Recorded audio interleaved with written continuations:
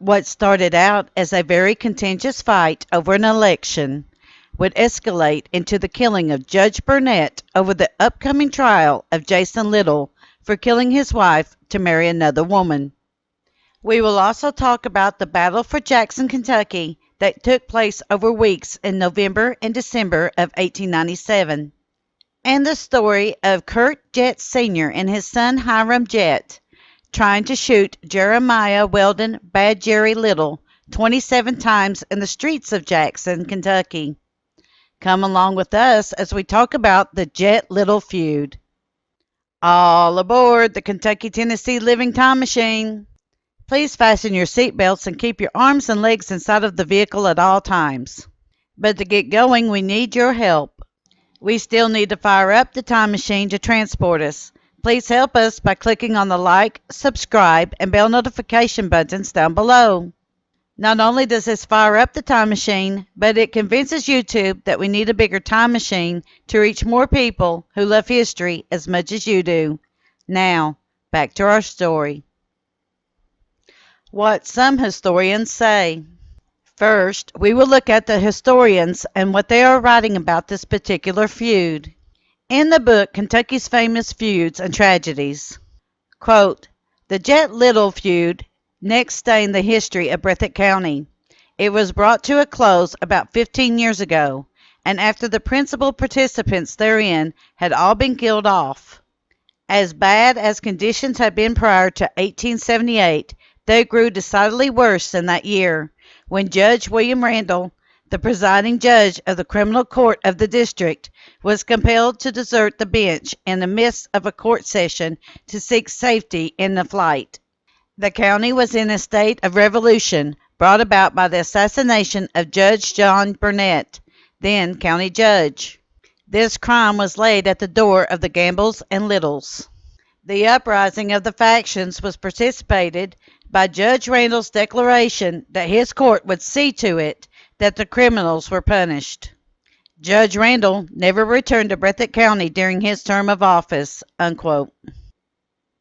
In the blog, Bloody Breathitt, Kentucky, The Feuds and Wars, quote, the Jett-Little Feud was next to stain the history of Breathitt County. It was brought to a close about 15 years ago, after many members of each faction had been killed off. No punishment was ever meted out to the assassins who perpetrated these crimes, unquote. There was a lot more to this that we have found in these two sources. While neither is incorrect in their statements, there was a lot more drama to this, as Jackson, Kentucky itself would be taken over by one faction, and a huge shootout would ensue over the possession of the fall session of the county court. The election that started a war. Now, any eastern Kentucky person today can tell you that elections in the mountains can get pretty heated. While guns are not often drawn and threats of harming a person is not usually done today, the person can pick sides and become very angry when challenged on their viewpoint. However, back in the time of this feud, the factions did not have as much self-control as we shall soon find out. While this section of the feud is political in nature, it is in no way seen as a reflection of politics today. The following is a summary of the Little Falls transcript article. Last summer, there was a hotly contested race for the seat of county judge.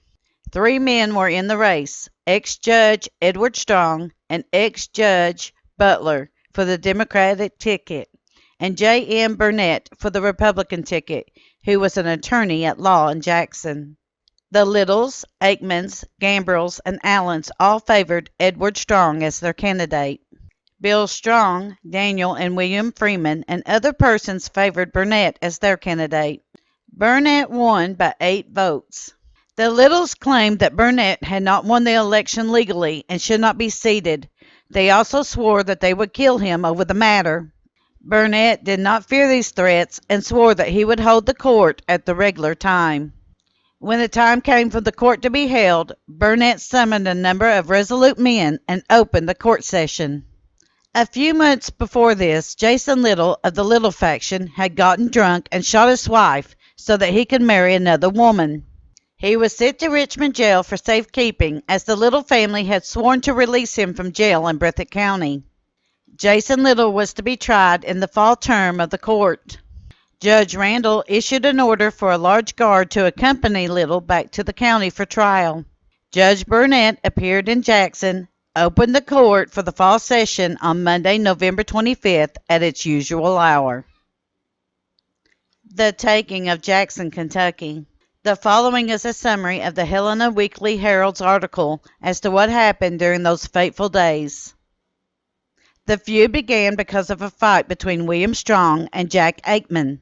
While this was not a feud in the strictest sense, we will discuss it as it is important to understanding what went on between the Jett and Little factions.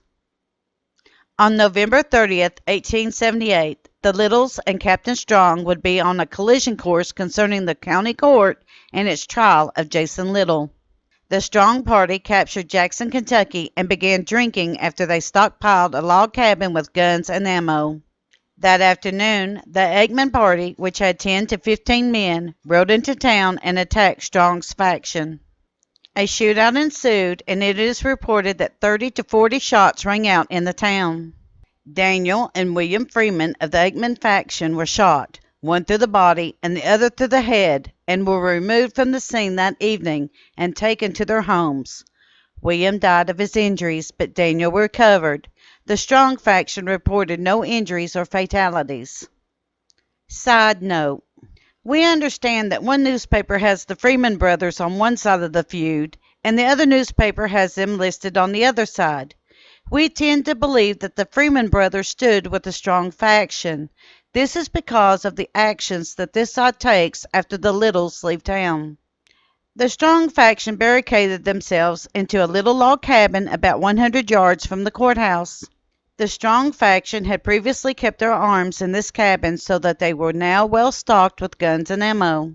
The Aikman faction took refuge in the courthouse, and shots and harsh words were exchanged throughout the day between the two parties. The next day, it was discovered that the Aikman party had moved their faction from the courthouse to a place near the riverbank, while the Strong faction remained in their quarters. The Strongs drunkenly went out into the streets, well armed, and began to parade around in defiance of the law and order of the town.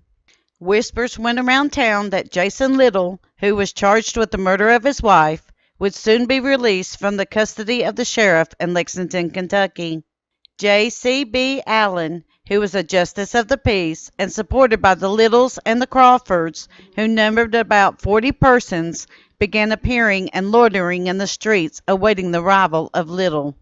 Judge Randall appointed County Judge John W. Burnett and the deputy sheriff, along with 15 men, to squash the aims of the mob. About 3 p.m. they returned with Jason Little and placed him in the jail with a guard of 25 men. As long as the men were guarding Little, no attempt was made upon the jail.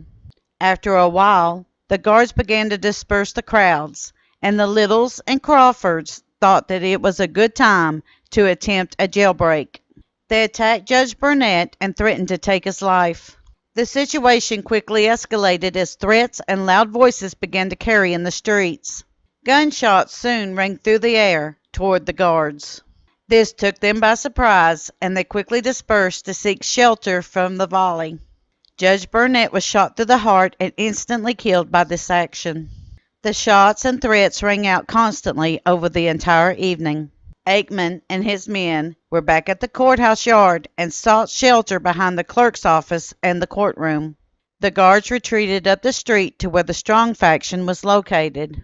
Each side had 30 to 40 men at this point in the battle and were well armed with the latest Colt Navy repeaters, Spencers, and Ballard rifles. Each man was a great shot and able to kill a man from 100 to 250 yards away. Aikman's faction took axes to attempt to open the jail door and rescue Jason Little. Tom Little of Compton, who was the brother, some say cousin, of Jason, tried to stop the riot, but was shot through the body, which killed him. According to the Little Falls transcript, quote, the prisoner told him from the window that they need not try to release him, for he would give himself up to the jailer again, unquote. According to the summary of the Helena Weekly Herald's article, The Eggman party abandoned the courthouse and jail over the night, and the sheriff and his posse soon gained control over them again. A guard was detailed to bury Judge Burnett. However, his funeral was very brief, attended by women and children who quickly left the area after the burial. Many people were killed as there was still a lot of gunshots being fired. The Strong faction was still in control of Jackson, but the guards still held the courthouse and the jail. No action about this was taken by Governor McCleary of the state of Kentucky at this time. No court was held, and the circuit court judge disappeared, leaving no orders as to what to do about Jason Little. The Little Falls transcript states, quote, Wednesday morning, Judge Randall, without waiting to adjourn court, jumped on a horse and took an unceremonious departure. Many claims remained unaudited, and the sudden adjournment would cause much suffering, as the people needed their money, unquote. The article continues, quote, Bill Strong's party swear that they will be revenged for the death of Burnett and Freeman, while the Littles say that they will kill Strong and his whole posse if they can, unquote. The fight continues through December. The Cincinnati Daily Star posted, quote, Specials to the Star. Mount Sterling, December 7th. There's life in Old Breathitt yet. Many threats are becoming made, and several good citizens are being alarmed and leaving their homes, and Jackson merchants are removing their goods. Judge Neil Strong with 70 men is encamped on Riley Creek. Bill Strong is on Middle Fork with about 20 men, and John Aikman is about 25 men on North Fork, unquote. We could not find any articles as to how this ended or if there was a shootout concerning all of this. However, we will keep an eye on this to see if any future articles will become digitized so that we can update this section of the feud. Judge James Hargis speaks of the feud. Because there are two Curt Jetts in the bloody Breathitt County feuds, it is important to make a distinction between the two men. Curt Jett Sr. was the grandfather to Curt Jett, who was in prison for the killing of Jim Marcum, who was Judge Hargis' nephew. It is Curt Jett Sr. that this story is about. Hiram Jett was Curt Sr.'s son and the younger Curt's father. According to the Pacific Commercial Advisor, Judge James Hargis would relate the tale of the Jett-Little Feud. This is a summary of the interview that he had in the article. One day in 1879, Jerry Little came to Jackson and walked down the street. Curt Jett Sr. shot Little in the arm from the elbow to the wrist. Drawing his pistol, Little turned around and was shot again through the back. Little ran to a stump that is now the location of Hargis' store. He was dying when Hiram Jett ran up and shot him in the face and shoulders. Thinking that Little was dead, Hiram shot into the air. While distracted, Little took a handkerchief out of his pocket, wiped the blood out of his eyes, aimed his gun, and shot Hiram in the thigh, breaking it. Little was able to run to the Kentucky River with Curtis Jett Sr. in hot pursuit, shooting him at every step of the way. Little jumped into the river and swam across to safety. He laid on the riverbank for several hours before he was discovered by one of his own kinsmen. There had been many shots fired between Little and Jett that day, and when counted, Little had 27 bullet wounds. But this would not be the only time Little would have to recover from so many shots. Again, according to Judge Hargis, a few years later, during the Jett-Cockrill Feud, Little was shot 27 more times during an ambush. Again he recovered from his wounds and went on his way. In 1889, Little was logging on a mountain in Breathitt County when a tree log rolled over him and killed him instantly. This death would seem to end the feud between the Little and Jett factions, but it did not. The hatred between the Jett-Cockrill-Little factions had not stopped and would carry on through the Hargis-Cardwell Feud. Now the Hargis-Cardwell Feud does take on several forms, and there will be a couple of times that another family will be added into the fray. It is not that unusual to see things like the Hargis-Sewell-Cockrill Feud, the Hargis-Marcum Cockrill Feud, or even the Hargis-Callahan Cockrill Feud. This is because even though the main feud is occurring, another family will get involved in the events, and sometimes these are labeled as different feuds entirely. This will be a multi-part section of the bloody Breathitt County story, so hang on to your hats and bonnets. We will take this feud as fast as we can, but there is a whole lot of information to go through. We have also listed in this video the tally of the woundings and death, and who is to blame for each of them at the end of this video. This will give everyone an overview of the stories yet to come and how many people were involved. Spoiler alert, not all of them were men. All aboard the Kentucky-Tennessee Living Time Machine. Please fasten your seatbelts and keep your arms and legs inside of the vehicle at all times. But to get going, we need your help. We still need to fire up that time machine to transport us.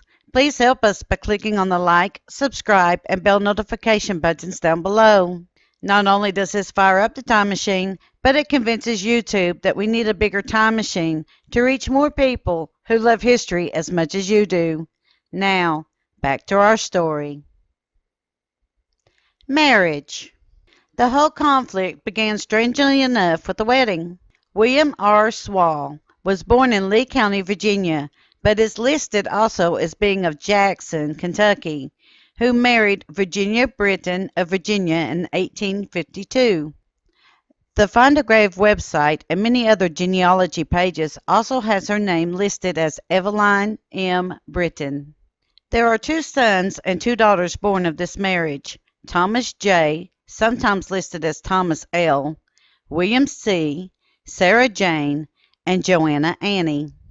Sarah Jane would go on to marry Hiram Jett, and together they would have Curtis F. Jett, the wild dog of the mountains. Please see his video on our page if you wish to learn more about Curtis F. Jett and his family line and his life of crime and redemption. William Sewell died in Breathitt County, Kentucky on December 27, 1855, at approximately somewhere between 26 to 27 years old, as his birth date is not listed. After the death of William, the grieving widow would marry John Sheldon Hargis, and they would have 8 children together: Alexander Hamilton Hargis, James Henderson Hargis, Nancy Hargis, Louisa Lulabelle Hargis, John G. Tigg Hargis, Albert S. Hargis, Samuel Hargis, and Benjamin Hargis. I know that this may seem a little confusing, as we have named all 12 children here. However, understanding that there are 2 different fathers involved, but the same mother, and that the children carried either the Sewell or Hargis names is important to the story, because in one way or another way, they were all involved in the feud. One account on how the trouble started. When the feud broke out between the Hargis, Sewell, and Cockrill families, for all intents and purposes, the half-siblings of the family stayed on one side of the feud and did not fight against each other. This is important to remember because this fight does get pretty bitter, and the names will get thrown around quite a bit. The Weekly Messenger reported the following, quote, "According to the local accounts, the trouble between the Hargis and Cockrill families began between boys. Thomas J. Sewell and Buck Combs played together. They quarreled. Sewell shot Combs. He was not killed, but his shooting did the business." A latent spirit of dislike, possibly tinged with jealousy and rivalry, for leadership in the mountain society, burst into flame. Combs was the nephew of Tom Cockrill. Cockrill loudly proclaimed that the injury to his family must be atoned by blood of the Hargises. Unquote. A little something about how people are about their children in the mountains. It is not that unusual for a fight between children to cause a lot of hard feelings between the parents. There are several cases of people growing up as best friends and being the bitterest of enemies because their children did not get along. The idea of "you never betray your blood" is very true in the Appalachians. No matter who is right or wrong, you stay with and protect your family. According to the same source, quote, "That was many years ago, and in the course of the intervening years, the effort was made to make the menace good, and the determination of the other side to be even with the Cockrills have led to some slaughter.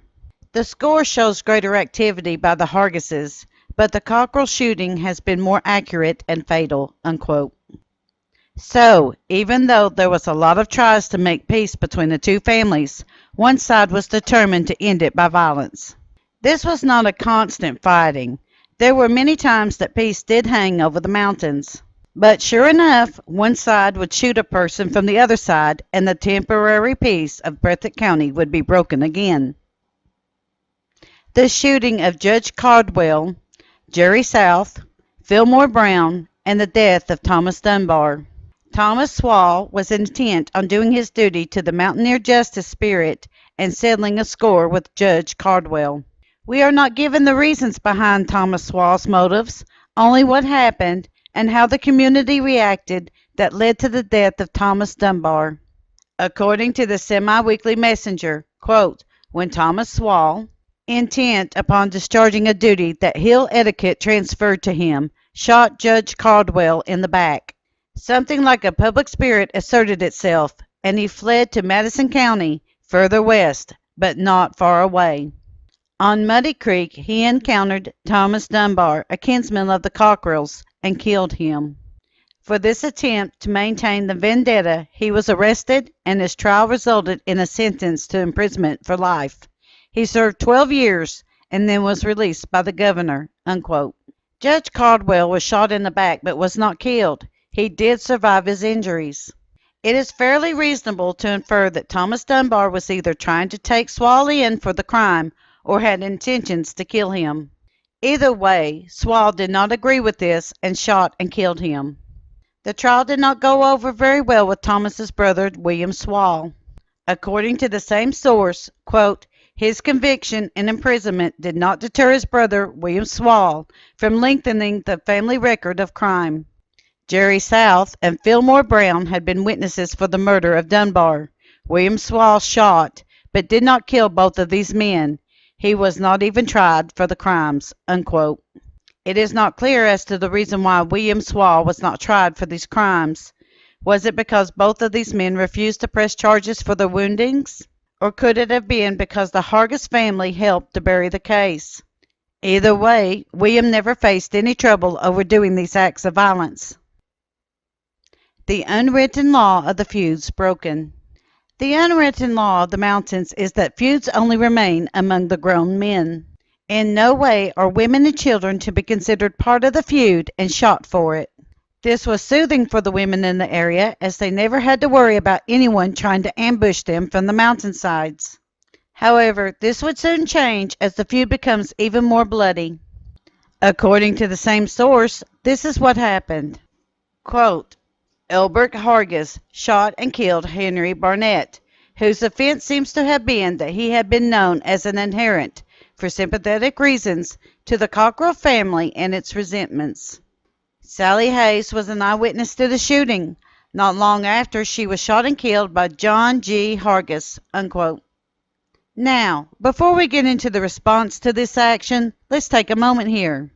It was not that unusual for an eyewitness to a crime to be ambushed to keep the crime under wraps. As with many feuds we have discussed before this, there were many shootings that have no living witnesses, and the person who did the crime is unknown. However, here we have a case that there was an eyewitness. Could it have been that Sally Hayes went to the authorities about what she had seen that fateful day? And to keep Elbert from going to trial, she was silenced forever? According to the source, she was a sympathizer for the Cockrill faction in the feud. Could this have been the reason for her death? Her murder would not go unanswered. According to the same source, quote, the response was speedy and fatal. Jerry Cardwell, the brother of Judge Cardwell, who had been wounded by a shot in the back from Tom Swall, revenged the murder of Sally Hayes by killing John G. Hargis. The shooting of Charles Everett, another Cockrell sympathizer, by Ben Hargis followed, and not long afterward, the same Hargis shot and wounded, but did not kill, Tom Cockrell's brother-in-law, Sam Linsford. Unquote. As far as we can tell by all of the newspaper reports thus far, none of those that were doing the shooting were facing any charges against them and not going to trial so far. But this would all soon change, as politics would soon be involved and the justice system in the mountains would be strained. The shooting score. We will go into more details about some of these shootings and trials that went on, so look at this scorekeeping as a general overview. We found this count in the semi-weekly messenger and thought we would share it with you. Also, take notice of the women's names listed. It was just not the men that were involved in the conflict. On the Sewell-Hargis side of the fence, there was Buck Combs, wounded by T.J. Sewell, Judge Cardwell, wounded by T.J. Sewell, Thomas Dunbar, killed by T.J. Sewell, Jerry South, wounded by William Sewell, Fillmore Brown, wounded by William Sewell, Henry Barnett, killed by Elbert Hargis, Sally Hayes, killed by John G. Hargis, Charles Everett, wounded by Ben Hargis, Samuel Linsford, wounded by Ben Hargis, Tom Cockrill, wounded by Ben Hargis, Henry Smith, shot by County Judge Hargis, Dr. Cox, killed. Curtis Jett would confess to being part of the plot to kill him later on. James B. Marcum, killed by Curtis Jett and Thomas White. Willis Gabbard, killed by Jeff Stapleton. Granville Prater, killed by George Barnett, Jr. Hiram Miller, killed by Reuben Landrum. On the Cockrill side of the fence there was John G. Hargis, killed by Jerry Cardwell. Ben Hargis, killed by A. Cockrill. A. F. Bullock, killed by A. Cockrill. B. Davis, killed by Tom Cockrill. Akana Smith, killed by Bud Bohannon. Bud Allen, killed by Joe Haddix. Susan Barnett, killed by Robert Sales. Reuben Landrum, killed by Hiram Miller. J. W. Noble, killed by Jacob Noble. Irvine Newgate, killed by Jerry Noble. Daniel Hayes, killed by Wesley Cox.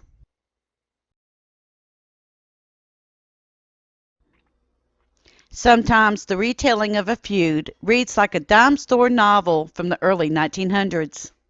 The Hargis-Cardwell-Cockrill Feud is such a story. The feud began with a duel inside of a passenger train coach.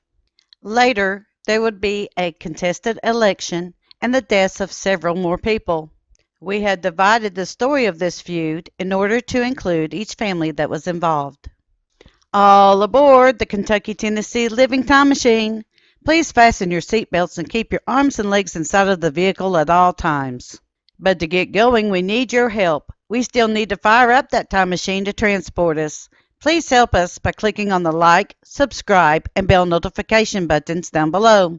Not only does this fire up the time machine, but it convinces YouTube that we need a bigger time machine to reach more people who love history as much as you do.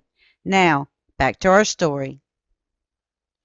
The death of John Tig Hargis. According to the website Bloody Breathitt, Kentucky, The Feuds and Wars. John Hargis, known as Tig, was the brother to Judge Hargis and was killed by Jerry Cardwell. John Hargis had boarded a train in Jackson, and his destination would be Beattyville. It is claimed by witnesses of the event that Hargis became disorderly. The train conductor, Captain Tom Shelby, called on the train detective, Jerry Cardwell, to bring peace to the situation. As Cardwell entered the car, both Hargis and Cardwell drew their guns and fired. Hargis was dead from a bullet to the heart, and Cardwell was wounded. The Hargis faction would claim that there were others involved, but these accusations were never proven. The Washington Times gives another account to the duel in a crowded passenger train car.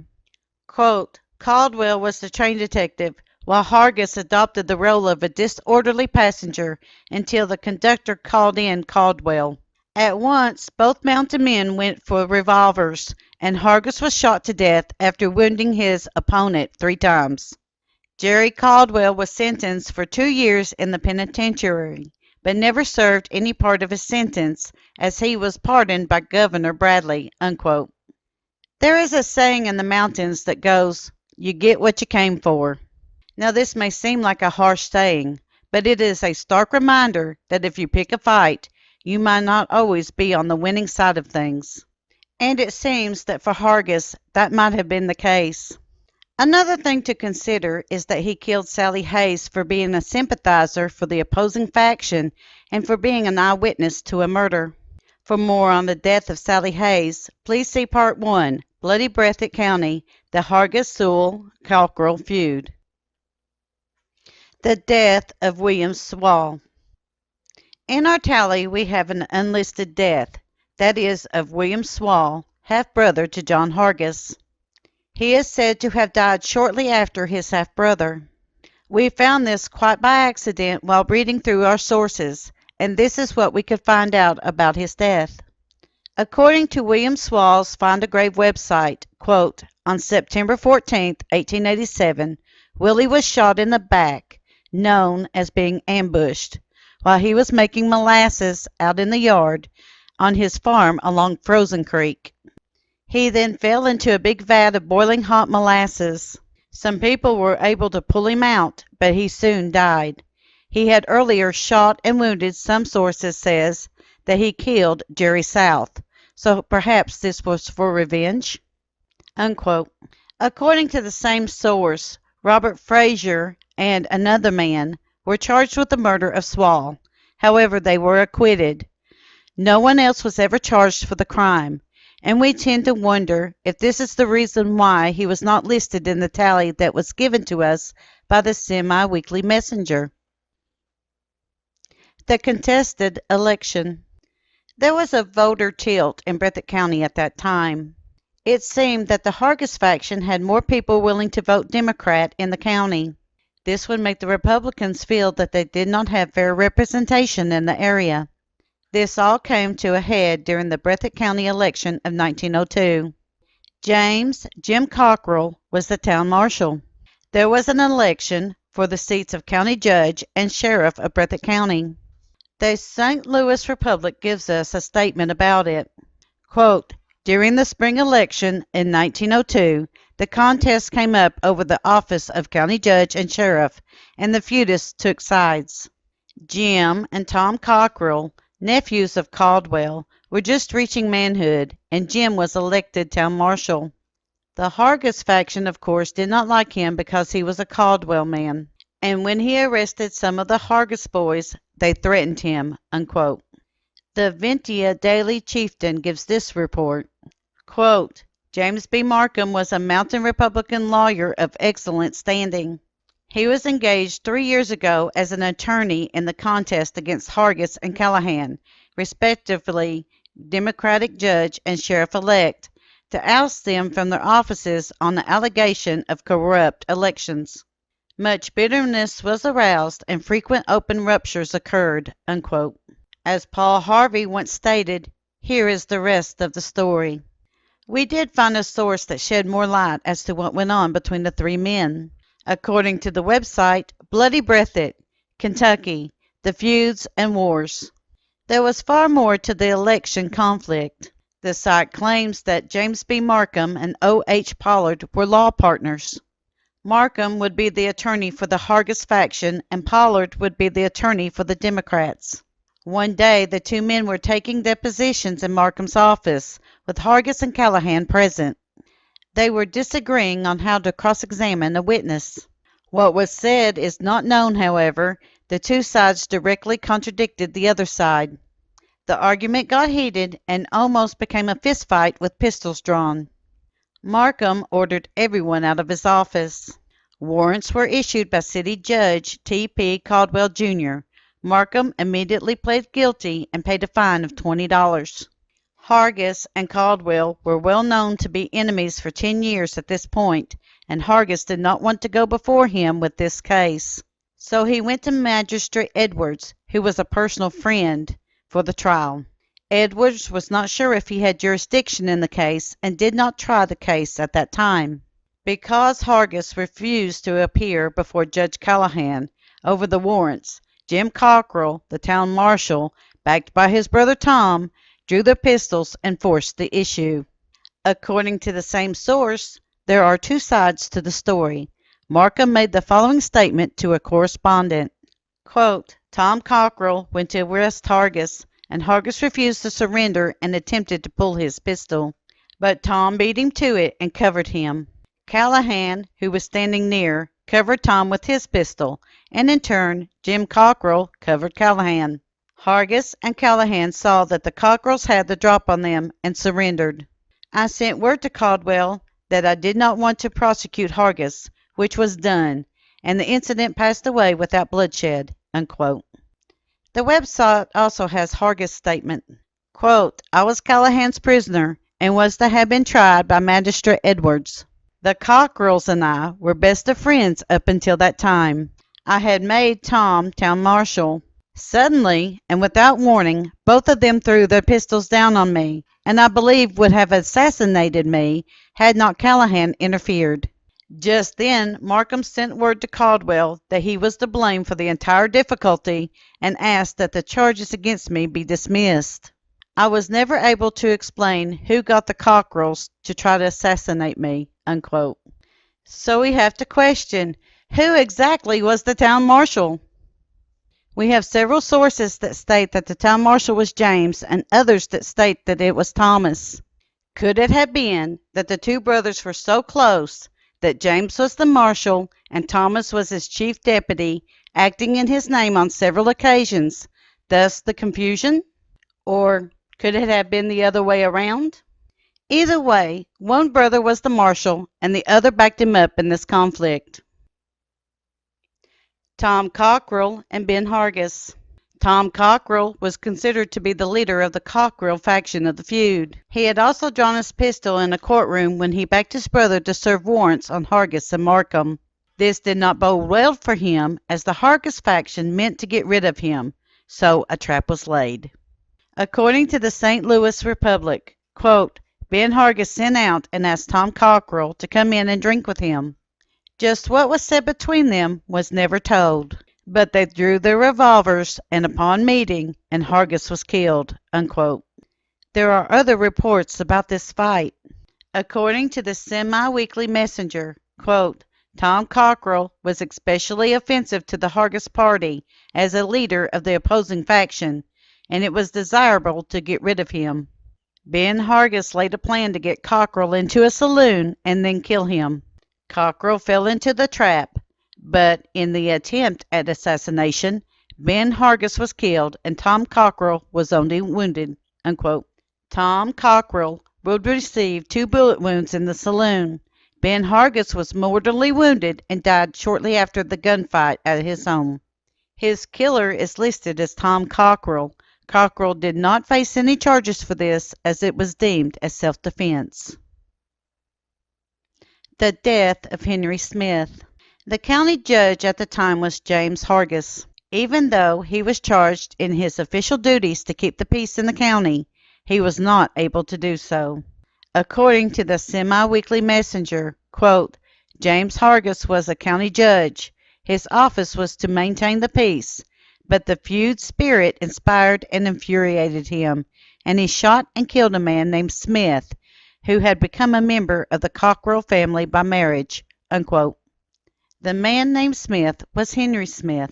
We looked everywhere for this conflict and what happened there that caused Judge James Hargis to shoot Henry Smith to no avail.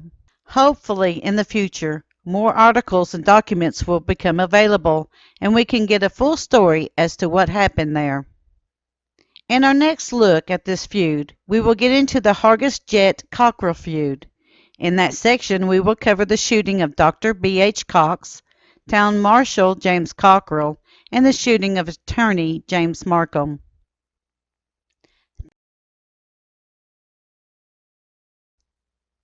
Even though there were many deaths to this point in the Hargis-Cockrill Feud, there were several families involved.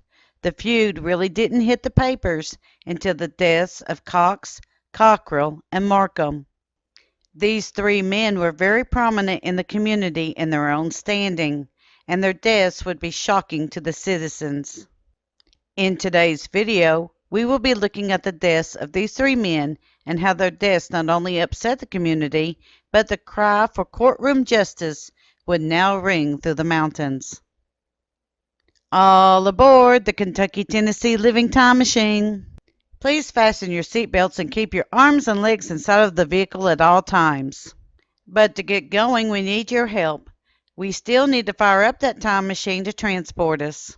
Please help us by clicking on the like, subscribe, and bell notification buttons down below.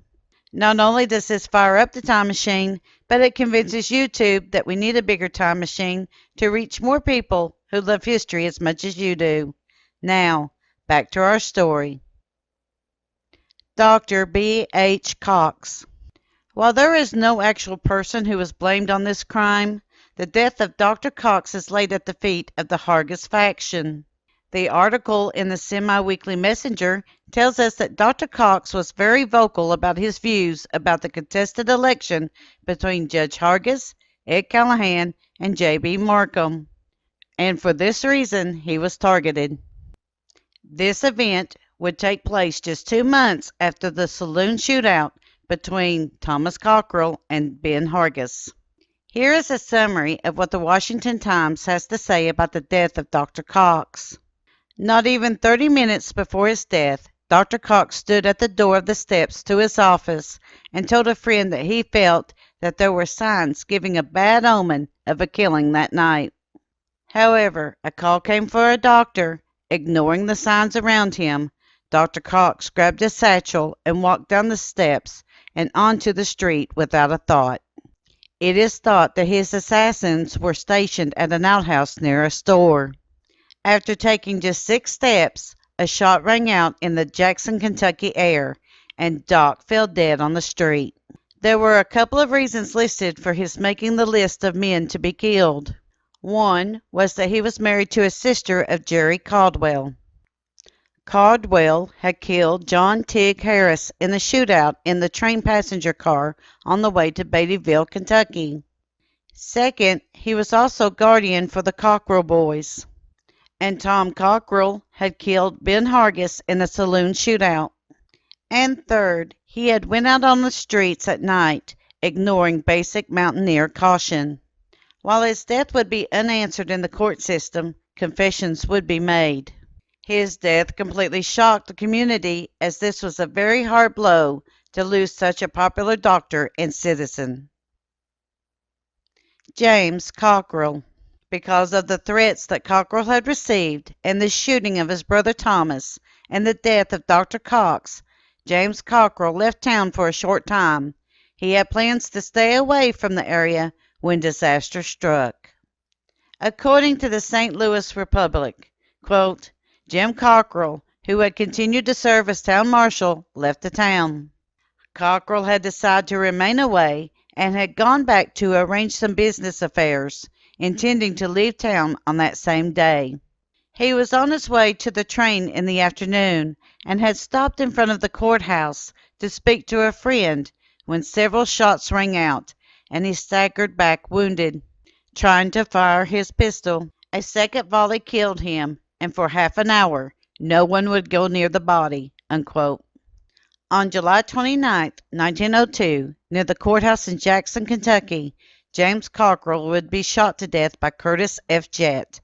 Curtis would be taken into custody and brought before a jury. According to the New York Times, quote, Cynthiana, Kentucky, September 22nd, Curtis Jett, after a trial lasting 8 days, has been declared guilty of murdering Town Marshal Thomas Cockrell at Jackson, Kentucky, July 21st, 1902. The jury, bringing in the verdict, had the right to fix punishment at life imprisonment or death, and gave the latter verdict, unquote. It was not that unusual for names of family members to be mixed up when their deaths or other traumatic events took place over a short time together. We think this may be the case with James and Thomas. In several articles, James would be listed as the town marshal, and in other cases, Thomas would be listed. In either case, we feel that it was James that was struck down in front of the courthouse on that day, as Thomas was recovering from his injuries from a saloon shooting. Jett would not remain in jail long. According to the website article, Kurt Jett, the Wild Dog of the Mountains, quote, Kurt Jett was a member of the Hargis clan in the Hargis-Cardwell Feud. Once he was under a sentence of death, but the Kentucky Court of Appeals reversed the verdict and he accepted a life term without appeal. That was for killing of James Cockrell, July 20th, 1902, near the courthouse at Jackson. He claimed an alibi, declaring he was in Hargis' store down the street. Cockrell was shot from the courthouse window. Unquote. Curtis Jett would later give a full confession of the murder of James Cockrell as well as others, but he would use the excuse that he was at Hargis' store to get a pardon from the governor of the state of Kentucky.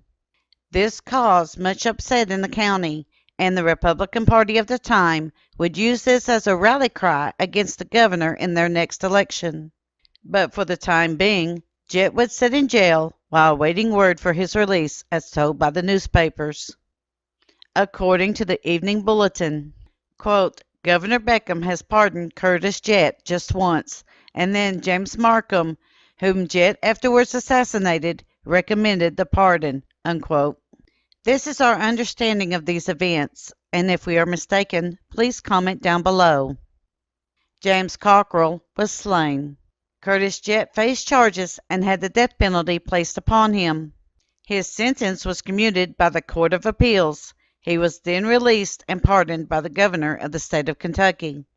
After his release, he then killed Marcum a year later in 1903. He then went to trial for the death of Marcum, and the courts reinstated his sentence for the death of James Cockrell. It is quite ironic if Marcum pursued the cause for Jett to have him pardoned by the governor, only to be killed by him.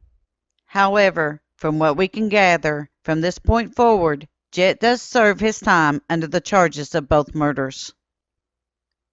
Attorney J.B. Marcum. On May 4, 1903, Curtis Jett and Tom White shot J.B. Marcum to death in the doorway of the courthouse in Jackson, Kentucky. Marcum was a prominent local attorney, trustee of the University of Kentucky, and a Republican leader in Breathitt County. Because these murders happened sort of back to back from each other by Curtis Jett, we will cover his trials in the next episode. According to the Bloody Breathitt Kentucky Feuds and Wars website, we have a bit more details of Marcum's day before he was assassinated. He left his home early that morning and kissed his wife and sleeping baby goodbye, as was his practice since he found out that there was someone hired to kill him. He placed a revolver in his pocket and headed out of the door. Quote, his duties as an attorney for the Eastern Capitalist led him to the county clerk's office in the courthouse to examine the titles to some tracts of land for his client.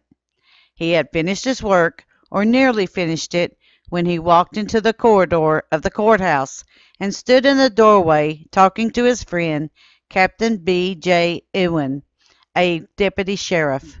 He paid no attention to a partition in the courthouse, behind which might be concealed a hidden assassin. He was discussing politics with his Democratic friend and making plans for peace to again come to the county.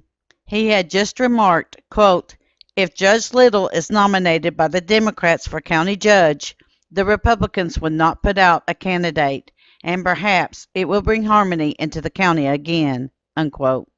Tom White passed by and looked at Marcum.